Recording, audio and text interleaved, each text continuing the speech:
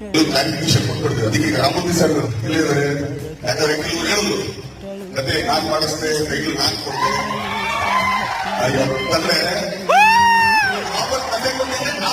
ಅಂದ್ರೆ ಕೊಟ್ಟಿದ್ದು ಮಾಡಿ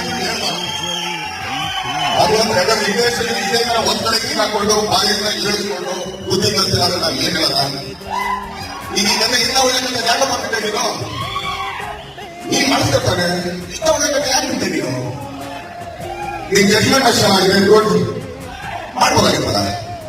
ಕೈಗೆ ನಾನು ಕೊಟ್ಟೆ ಕೈಗೆ ಇಟ್ಟಿದ್ದೆ ನಾನು ಅದಕ್ಕೊಂದು ಕ್ಲಾರಿಫಿಕೇಶನ್ ಇದೆ.